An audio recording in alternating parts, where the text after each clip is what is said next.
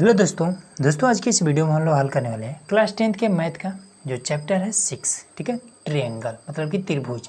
तो त्रिभुज का जो आपका प्रश्नावली है 6.1। ठीक है, तो देखिए 6.1 को हल करने का सबसे आसान तरीका यही है कि आप लोग ये चीज़ समझ जाइएगा कि सर्वांगसम क्या है और समरूप क्या है। ठीक है, क्योंकि इस वाले प्रश्नावली में या फिर पूरे चैप्टर में ही समरूप और सर्वांगसम इन दोनों का बहुत ज़्यादा यूज है। ठीक है, तो सबसे पहले हम लोग समझ लेते हैं कि समरूप क्या है और सर्वांगसम क्या है। ठीक, तो देखिए समरूप क्या होता है। तो समरूप में इसके ये जो शब्द है इसी में ही आपका आंसर इसका छुपा हुआ है। समरूप मतलब कि समान रूप में। रूप मतलब क्या, हमें देखने में जो चीज़ें एकदम से सेम लगे उसको हम समरूप कह सकते हैं। ठीक है, जैसे कि मान लीजिए कि यहाँ पर हमने एक त्रिभुज बना दिया। ठीक है, ये हमने एक त्रिभुज बना दिया और सेम इसी तरीके से एक और हमने त्रिभुज बना दिया है। ठीक है, सपोज करिए कि ये एकदम से इसी तरीके से है। तो अब ये क्या है, ये तो छोटा है, ये वाला बड़ा है, लेकिन देखने में क्या है, दोनों एकदम से एक जैसे दिख रहे हैं, तो ये आपका समरूप हो जाएगा। ठीक है, इसी तरीके से मान लीजिए एक हमने इस तरीके से एक वर्ग बना लिया।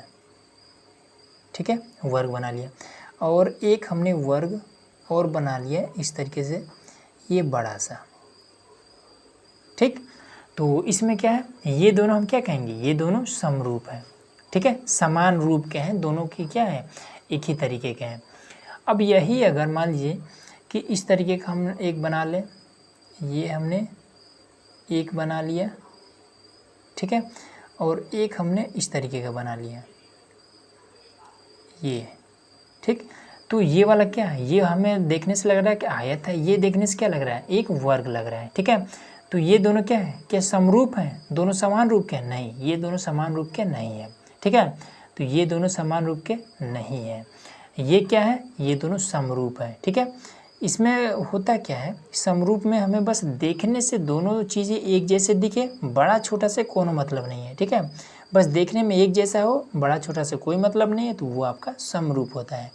क्लियर हो गया? ठीक है, अब देखिए सर्वांगसम क्या कहता है, सेम इसका अपोजिट समझिए। ठीक है, इसमें क्या है, हाइट से कोई मतलब नहीं है। ठीक है, मतलब कि साइज से कोई मतलब नहीं है, आकार से इसका कोई मतलब नहीं है, बस देखने में एक जैसा हो। लेकिन इसमें क्या होता है कि आकार से एकदम से बहुत ज़्यादा मतलब है। मतलब कि अगर एक त्रिभुज इतने बड़ा है, ठीक है, ये इतना बड़ा है एक त्रिभुज, तो दूसरा त्रिभुज भी सेम इसी के एकदम से बराबर होना चाहिए। ठीक है, अब ये दोनों क्या है, ये दोनों त्रिभुज आपका सर्वांगसम है। ठीक है, सर्वांगसम है मतलब कि इसकी लंबाई चौड़ाई ऊंचाई जो भी चीज़ है, इसका ये जो कोण है, जितने डिग्री का ये कोण है उतना डिग्री का ये होना चाहिए, जितने डिग्री का ये है उतना डिग्री का ये होना चाहिए, जितने का ये है उतना ही का ये होना चाहिए, तब जाके ये क्या होगा, सर्वांगसम होगा। ठीक है, और उसके साथ साथ ये भुजा जितने का है उतना ही बड़ा ये भी भुजा होना चाहिए, जितना बड़ा ये भुजा है उतना ही बड़ा ये भी हो, जितना ये है उतना ही बड़ा ये भी हो, तब जाके ये सर्वांगसम होगा। ठीक है, मतलब कि सर्वांगसम में थोड़े ज़्यादा नौटंकी है। समरूप आपका आसान है, बस देखने में एक जैसा है, आपका समरूप हो गया। ये चीज़ क्लियर हो गया। अब इसके बाद से जैसे कि इस तरीके का कोई एक बना लेते हैं, ये मान लीजिए एक है वर्ग टाइप है। ठीक है, तो ये मान लीजिए वर्ग है। अगर अब एक वर्ग हम इस तरीके का बना लेते हैं, ठीक है, सेम इसी के तरीके का, तो क्या ये सर्वांगसम होगा? तो आप कहेंगे कि देखने में तो दोनों एक ही जैसा है। ठीक है, लेकिन इसमें कमी क्या है, ये आपका कोण क्या है, 90 डिग्री का है, ये भी 90 डिग्री का है, ये भी 90 डिग्री का है, ये भी 90 डिग्री का है। ठीक है, इसमें भी आपका कोण ये भी 90 डिग्री का, ये भी 90 डिग्री का, ये भी 90 डिग्री का और ये भी 90 डिग्री का। ठीक है, लेकिन समस्या क्या है कि इसका भुजा बड़ा है, इसका भुजा छोटा है, इसलिए ये क्या होगा, ये सर्वांगसम नहीं होगा। ठीक है, लेकिन समरूप हो सकता है। ठीक है, ये समरूप हो सकता है लेकिन सर्वांगसम नहीं होगा। सर्वांगसम होने के लिए क्या चाहिए, इसका कोण और भुजा सभी के सभी बराबर होना चाहिए। अब जैसे कि यहाँ पर देखिए, यहाँ पर कोण तो बराबर है, भुजा बराबर नहीं है, सर्वांगसम नहीं है, सिंपल है। ठीक है, इसी तरीके से एक और एग्जाम्पल लेते हैं। यहाँ पर हमने एक आयत बना लिया। ठीक है, आयत बना लिया, यहाँ पर हमने एक दूसरा आयत बना लिया। ठीक, तो इसमें क्या है, इसका जो कोण है ये सभी तो आपस में बराबर ही है, ठीक है। सभी के सभी 90 डिग्री का होता है, 360 डिग्री टोटल कोण होता है, ठीक है। अब ये जितना है उतना ही बराबर ये भी है, जितना भुजा ये इसका इतना ही भुजा, ठीक है। कोण भी दोनों के सेम है, तो ये आपका सर्वांग सम है, ठीक है। तो समरूप और सर्वांग सम में हमें उम्मीद है कि एकदम से क्लियर हो गया हो कि ये चीज़ क्या होता है, ठीक है। अब इसके बाद से चलते हैं क्वेश्चन पर, उसको हल करते हैं। अब दोस्तों आइए क्वेश्चन नंबर 1 को हल करते हैं, ठीक है। तो क्वेश्चन नंबर 1 में क्या कर रहा है कि कोष्ठकों में दिए गए शब्दों में से सही शब्दों का प्रयोग करते हुए रिक्त स्थानों को भरिए, ठीक है। तो इसको कैसे करेंगे, सबसे पहले यहाँ पर ये सारा चीज़ आपका दिया हुआ है, ठीक है। ये सारा चीज़ आपके बुक में मिल जाएगा, ठीक। तो इसमें कह रहा है कि सभी वृत्त होते हैं, ठीक है। सभी वृत्त मतलब कि हम जो भी वृत्त खींचेंगे वो क्या होगा, क्या वो सर्वांगसम होगा या फिर वो समरूप होगा, ठीक है। अब जैसे यहाँ पर बात क्या कर रहा है, यहाँ पर जैसे फिगर दिया होता तब हम देख करके बताते हैं कि समरूप है या फिर सर्वांगसम है, ठीक है। लेकिन इसमें कह रहा है कि क्या आप जितना भी वृत्त खींचेंगे हमेशा क्या वो सभी सर्वांगसम होंगे या फिर समरूप होंगे। तो आप समझिए कि अगर मान लीजिए यहाँ पर हमने एक वृत्त खींचा, ठीक है, छोटा सा हमने वृत्त खींचा, अब हमें ज़रूरत है बड़ा सा वृत्त का, तो हम बड़ा भी खींच सकते हैं, ठीक है। तो हम बड़ा भी खींच सकते हैं। मतलब ये हुआ कि वृत्त कभी भी एक साइज का हम नहीं खींच सकते हैं, ठीक है। ज़रूरत पड़ी तो खींच सकते हैं, लेकिन हम क्यों खींचेंगे, ठीक। मतलब ये हुआ कि वृत्त को हम छोटा बड़ा चाहे जैसा भी खींच सकते हैं। तो इसलिए सभी वृत्त क्या होगा, सर्वांगसम तो नहीं होगा, समरूप होगा, ठीक है। सभी वृत्त चाहे जितना भी वृत्त खींचिए, चाहे जितना बड़ा भी खींचिए, आप कैसा वृत्त खींचेंगे, ऐसा ही तो खींचेंगे। ऐसा थोड़ी है कि आप वृत्त इस तरीके का कुछ खींच देंगे, ऐसा तो खींचेंगे नहीं। हमेशा आप इसी तरीके का खींचेंगे, मतलब कि इसका रूप हमेशा सेम रहेगा। इसलिए इसमें क्या भरा जाएगा, समरूप भरा जाएगा, ठीक है। समरूप भरा जाएगा। सर्वांगसम क्यों नहीं होगा, क्योंकि हम हमेशा अगर खींचेंगे तो एक ही साइज का थोड़ी खींचेंगे, अलग अलग साइज का खींचेंगे, ठीक है। तो इसलिए सभी के सभी वृत्त क्या हो जाएगा, समरूप हो सकता है, लेकिन सभी वृत्त सर्वांगसम नहीं होगा, ठीक है।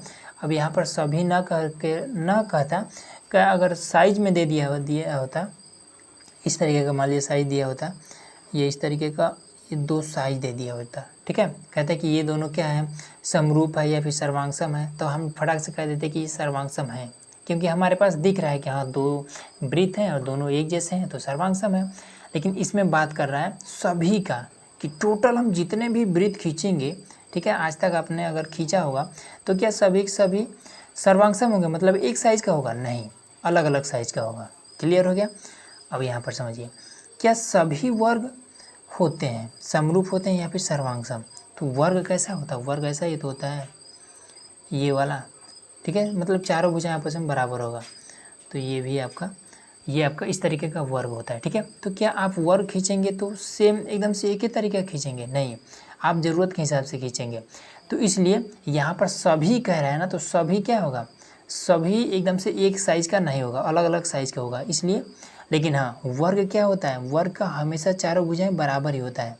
अगर मान लीजिए इस इतना छोटा सा वर्ग खींचिए तो भी ऐसे ही खींचेंगे, इतना बड़ा सा वर्ग खींचिए तो भी क्या होगा, चारों भुजाएं आपस में बराबर होगा। मतलब कि इसका जो रूप होगा, इसका जो आकृति होगा वो सेम होगा, ठीक है। इसका जो आकृति होगा वो सेम होगा, लेकिन इसमें क्या होगा, इसका जो साइज है वो आपका अलग अलग हो सकता है। इसलिए ये समरूप हो सकता है, लेकिन सर्वांगसम नहीं हो सकता है, ठीक है। जब सभी की बात करें उस कंडीशन में ये क्या होगा, समरूप हो सकता है, लेकिन सर्वांगसम नहीं हो सकता है, ठीक। देखिए कह रहे हैं कि सभी त्रिभुज समरूप होते हैं, ठीक है। मतलब इसका ये हुआ कि कौन सा ऐसा त्रिभुज है जो कि हमेशा समरूप होता है। अब समझिए कि अगर हमें बनाना हो, यहाँ पर दे भी रखा है, समद्विबाहु त्रिभुज हमेशा समरूप होता है या फिर समबाहु त्रिभुज हमेशा समरूप होता है। तो देखिए समबाहु मतलब कि तीनों भुजाएं आपस में बराबर हो, तो ये हमारा होता है इस तरीके का समबाहु, ठीक है। अब समबाहु इतना छोटा बनाइए चाहे इतना बड़ा बनाइए, ठीक है। मान लीजिए सब भुजा आपस में बराबर है, चाहे इतना छोटा बनाइए चाहे इतना बड़ा बनाइए, ये हमेशा क्या होगा, सभी के सभी भुजा आपस में एकदम से बराबर ही होगा, ठीक है। तो इसलिए समबाहु त्रिभुज क्या होगा, हमेशा समरूप होगा, ठीक। लेकिन वही अगर समद्विबाहु त्रिभुज की बात किया जाए तो समद्विबाहु त्रिभुज ऐसे बनता है जिसका 2 भुजा आपस में बराबर होता है, ठीक है। अब कुछ लोग कहेंगे कि इसको भी तो हम इतना छोटा या फिर इतना सा हम बना सकते हैं, इतना मतलब कि बड़ा बना सकते हैं ऐसा।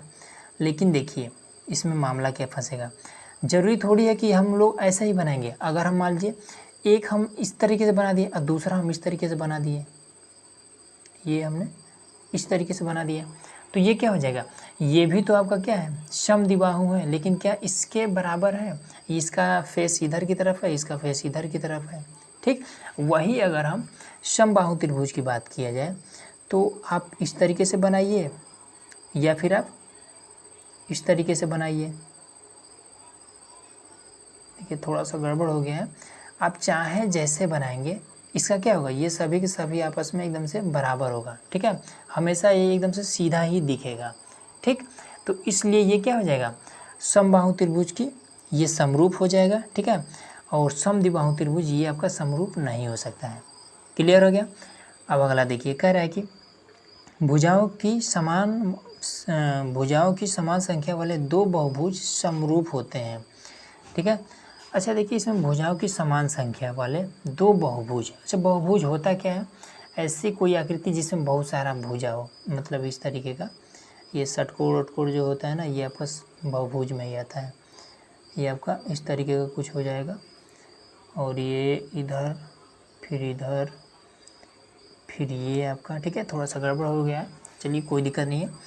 तो इसमें कह रहा है कि अगर इस तरीके का दो आकृति, कह रहा है कि भुजाओं की समान संख्या वाले दो बहुभुज समरूप होते हैं। अगर मान लीजिए इस तरीके का कोई भी दो आकृति है, वो समरूप कब होगा। ठीक है, मान लीजिए एक आकृति और है, तो यहाँ पर स्पेस कम है तो छोटा ही बना देते हैं इसको, ये आपका। ठीक है, तो ये दोनों समरूप कब होगा, तो इसमें दिया है यदि उनके संगत कोण हो। ठीक है, यहाँ पर भरना है उसके वजह से, तथा उनके संगत भुजाएं हो। ठीक है, तो देखिए ये कभी भी जब इसका ये संगत कोण दोनों का आपस में बराबर होगा, ठीक है, संगत कोण ये सभी के सभी आपस में बराबर होंगे और उसकी जो संगत भुजाएं हैं ये समानुपाती है, मतलब कि ये भुजा जितने का है उतना ही बड़ा ये भुजा होना चाहिए, उतना ही बड़ा ये, उतना ही बड़ा ये। ठीक है, तो जब इनके संगत भुजाएं समानुपाती और संगत कोण जो है, इसका जो संगत कोण है ये अगर बराबर है, तब ये दोनों क्या हो जाएंगे, समरूप हो जाएंगे। ठीक है, तो इसलिए पहले वाले में क्या हो जाएगा, बराबर रहेगा, बराबर, दूसरे वाले में समानुपाती, समानुपाती। ठीक है, और इस वाले में यहाँ पर आपका क्या हो जाएगा, समरूप हो जाएगा, समरूप, और इस वाले में समबाहु, समबाहु। बस पहला क्वेश्चन क्लियर हो गया। अगला देखिए क्वेश्चन नंबर दूसरा, इसमें कह रहा है कि निम्नलिखित युग्मों के दो भिन्न भिन्न उदाहरण दीजिए। ठीक है, यहाँ पर देखिए ये वाला आपका युग्म लिखा हुआ है, कह रहा है कि समरूप आकृति। अब समरूप आकृति का आपको उदाहरण देना है। ठीक है, वो भी दो उदाहरण देना है। तो सिंपल है, आपने अगर क्वेश्चन नंबर 1 में जो हमने बताया वो चीज़ें आपको याद होगा तो ये आपको इजीली कर देंगे। समरूप मतलब कि दो ऐसी चीज़ें जो समान तरीके से दिखती हो। ठीक है, तो आप इस तरीके से लिख सकते हैं, एक और ये आपका बड़ा सा ये वाले लेंगे। ठीक है, वृत्त ले सकते हैं और आप वर्ग भी ले सकते हैं, ये हमारा छोटा सा एक वर्ग है। ठीक है, ये हमारा बड़ा सा एक वर्ग है ये आपका। ठीक है, और भी चाहे तो और भी ले सकते हैं। समबाहु त्रिभुज आप ले सकते हैं, ये छोटा सा है, यहाँ पर ये बड़ा सा है, ये इस तरीके से। ठीक है, तो ये आपका, हाँ दो की बात कर रहा था, यहाँ पर 3 हो गया। देखिए मान लीजिए ए है, ये मान लीजिए बी है, ये मान लीजिए सी है। ठीक है, अब आइए दूसरा, कह रहे कि ऐसी आकृतियाँ जो समरूप नहीं है। ठीक है, तो अब इसमें क्या ले सकते हैं आप, एक वृत्त ले लीजिए, दूसरा आप वर्ग ले लीजिए। ठीक है, ये क्या समरूप है, नहीं समरूप है। एक आप त्रिभुज ले लीजिए, समबाहु त्रिभुज, एक समद्विबाहु त्रिभुज ले लीजिए। ठीक है, जिसका ये दो भुजा आपस में बराबर है। एक मतलब कि ए और बी, दो कह रहा था, दो हमने ले लिया। ठीक है, क्लियर हो गया। अब इसी तरीके से और भी अगर चाहें तो आप ले सकते हैं। ठीक है, तो उसको कर लीजिएगा।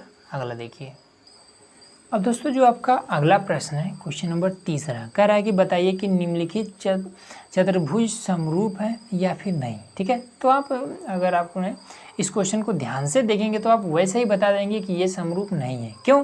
क्योंकि आपको क्या है, इसमें समरूप के लिए क्या होना चाहिए, दो चीज़ें एकदम सेम तरीके से दिखना चाहिए। लेकिन इसमें क्या है, एक तो हमें लग रहा है कि वर्ग है, ठीक है, बड़ा वाला, लेकिन छोटा वाला क्या है, ये हमारा थोड़ा सा तिरछा है। ठीक है, तो इसलिए ये दोनों साइज क्या है, दोनों की आकृति अलग अलग है, इसलिए ये समरूप नहीं है। ठीक है, सिंपल है, तो इसमें लिख देना है आपको नहीं। तो इस तरीके से आपका ये प्रश्नावली समाप्त हो गया। तो चलिए मिलते हैं इसके नेक्स्ट प्रश्नावली में।